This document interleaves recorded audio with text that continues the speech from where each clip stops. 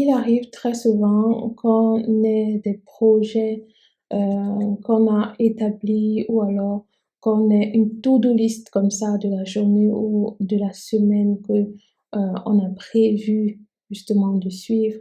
Et puis le moment venu, arrivé le matin venu comme ça, on se relâche. On se dit, ok, je vais le faire demain ou alors je le renvoie à un autre jour sans réelle raison. Alors on peut se dire: «Oui, j'ai un peu la flemme, je suis un peu fatigué», mais en réalité, ce sont des raisons qu'on essaye de se trouver et c'est exactement ça, l'auto-sabotage.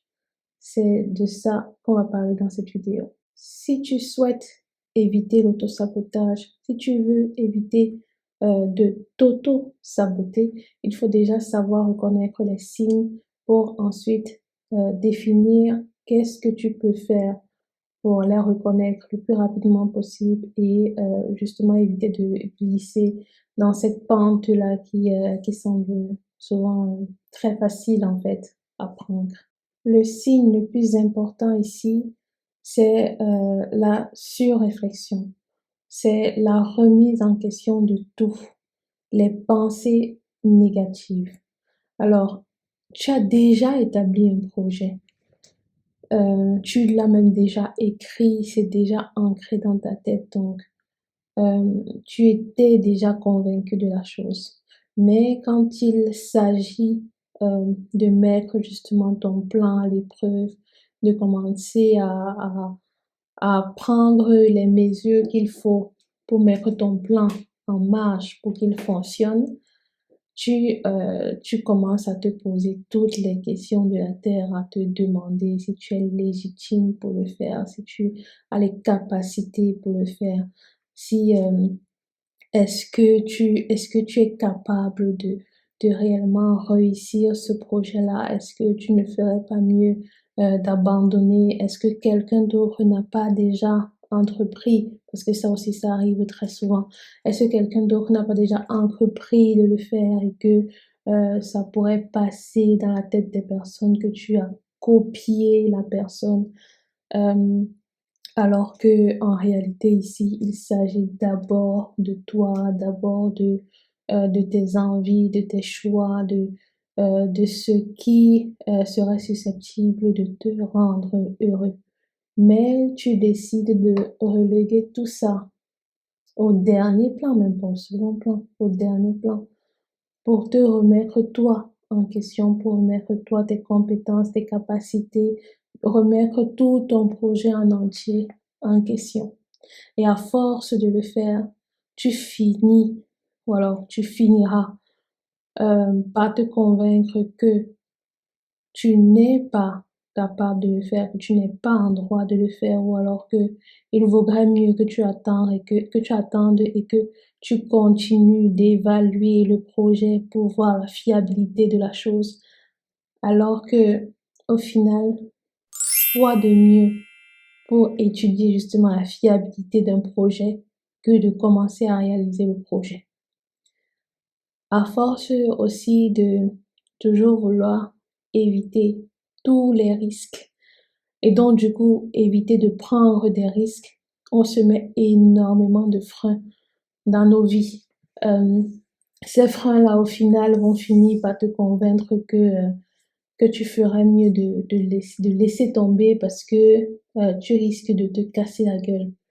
Mais comme on le sait tous, je suppose, dans la vie, rien n'est linéaire, rien n'est sûr à 100%. Tous les jours sont des prises de risques qu'on prend de manière récurrente. Alors on va se dire que oui, il y en a qui ont plus de poids que d'autres. Mais en réalité, c'est toi qui décides du poids que tu donnes au risque que tu prends dans ta vie. Le simple fait de te dire que tu vas te lever, tu vas aller à ton boulot, tout en sachant que le trajet pour ton boulot peut être fatal, tout en sachant que même l'activité que tu mènes à ton boulot pourrait être fatale parce que avec moi, du coup, ma profession, et il m'est déjà arrivé de nombreuses reprises de voir des patients qui arrivent et qui ont eu des accidents sur leur lieu de travail, de voir des collègues médecins qui qui ont posé un acte qu'ils ont l'habitude de poser tous les jours, mais qui finit par être fatal parce que toute chose a un risque. En fait, aller faire une prise de sang à un patient, c'est un risque que tu prends. Tu ne sais pas si tu pourrais finir par te piquer avec la seringue que tu as déjà introduit dans le corps de ton patient. Et donc, du coup, comme ça, de vous transmettre des fluides, toi, de récupérer des fluides et potentiellement des maladies, c'est quelque chose qui arrive assez fréquemment. Donc, est-ce que je vais me dire que prendre ce risque-là est moindre qu'un autre? Je ne pense pas. En tout cas, dans ma tête, je ne vois pas la vie comme ça. Pour moi, tout est question de risque.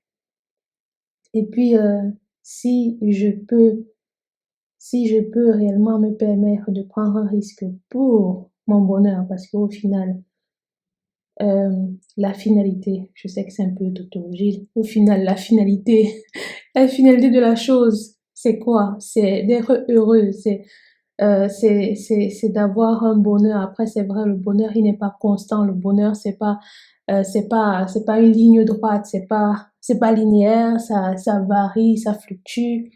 Mais l'objectif, c'est surtout d'avoir une courbe du bonheur qui va plus vers le haut que le bas. Donc, même si ça fléchit, qu'au final, ça finisse toujours par remonter. Et pour ça, il faudrait prendre des risques dans sa vie de façon quotidienne. Alors, une autre façon encore plus fréquente de s'auto-saboter, c'est souvent de rester, de prendre une position. Je prends un exemple comme ça, d'être sur son lit le matin, commencer à glander, prendre son téléphone. Je pense que c'est une situation dans laquelle la plupart des gens se reconnaîtront. Prendre son téléphone à peine levé du lit et commencer comme ça à scroller, comme on dit, à n'en plus finir.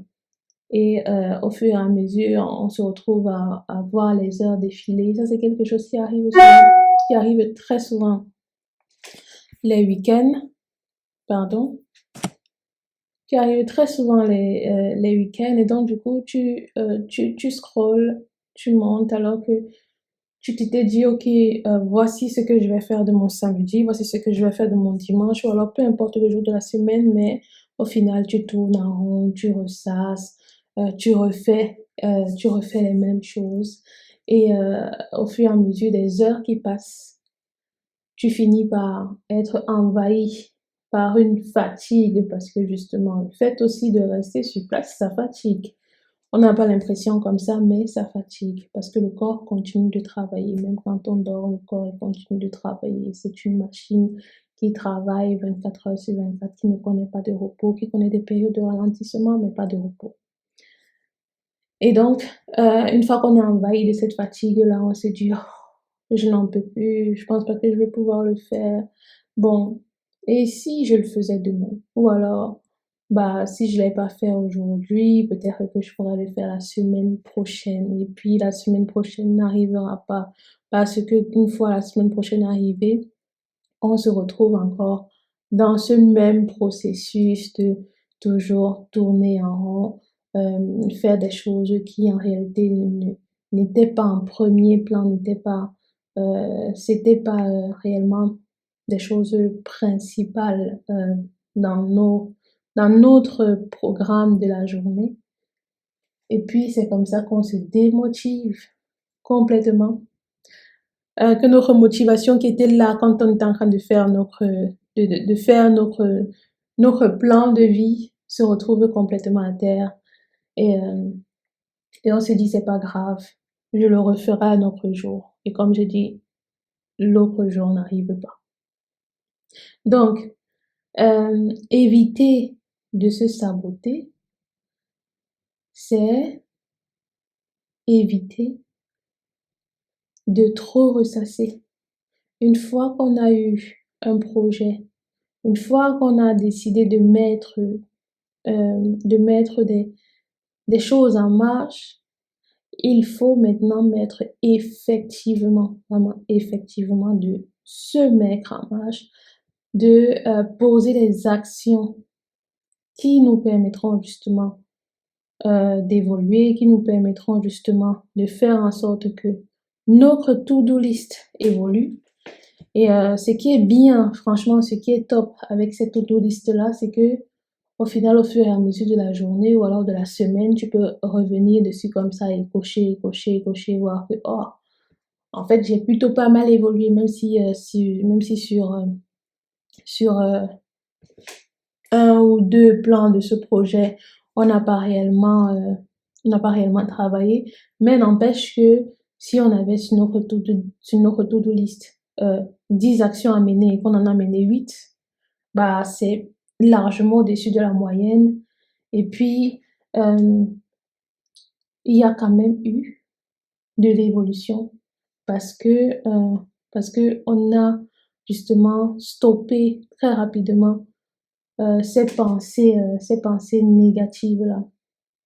Donc, déjà, si tu veux stopper les pensées négatives, comme j'ai dit, te mettre en marche le plus rapidement possible. Si tu as besoin, fais une pause.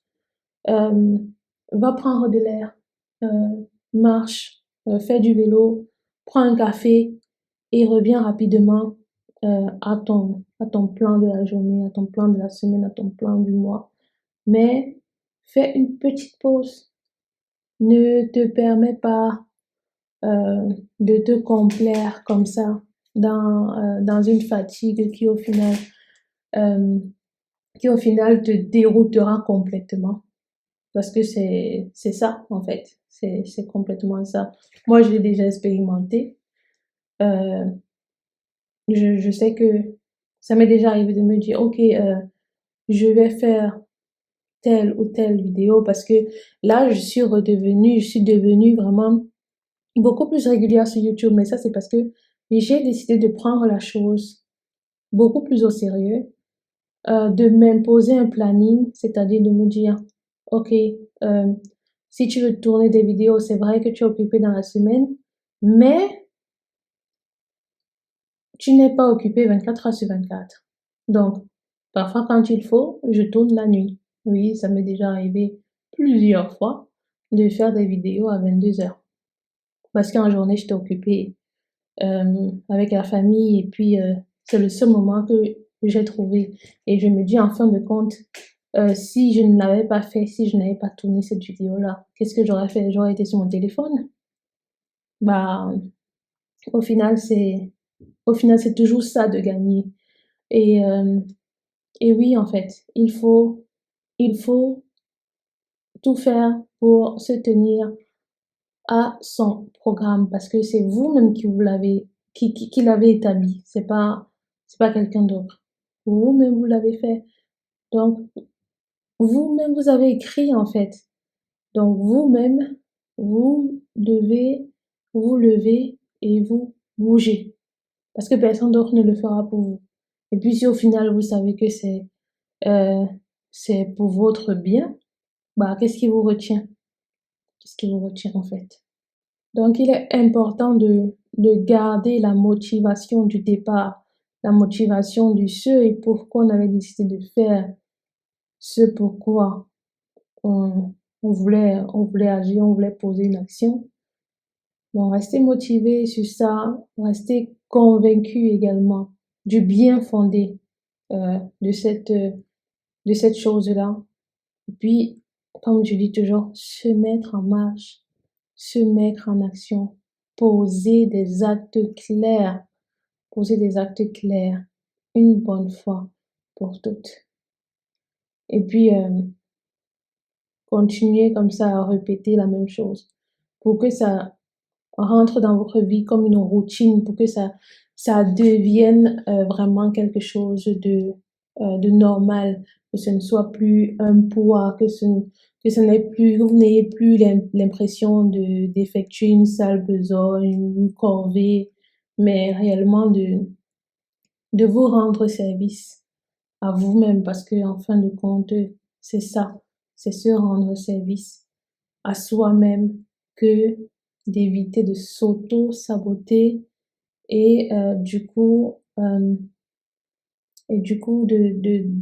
se ralentir à soi-même personnellement sans que tout ce qui nous entoure encore plus puisse influencer parce qu'il y a des choses que malheureusement on ne peut pas contrôler et donc du coup qui peuvent nous saboter. Mais il faut aussi savoir que avant que tout ça n'arrive, bah toi-même tu peux t'auto-saboter et il est préférable de mettre son esprit, de poser son esprit sur des choses sur lesquelles on a le contrôle. Et tu as le contrôle de ta conscience, tu as le contrôle de ton bien-être et il faut agir là-dessus. Bon, je pense que je vais m'arrêter là pour cette vidéo. J'espère qu'elle t'aura plu, j'espère que ça t'aura aidé. Si c'est le cas, n'hésite pas à me le faire savoir en me lâchant un pouce vers le haut et puis un like, en commentant et puis partageant aussi la vidéo. Et puis voilà, abonne-toi et on se voit très bientôt sur ma chaîne pour de futures vidéos. Bisous. Mouah.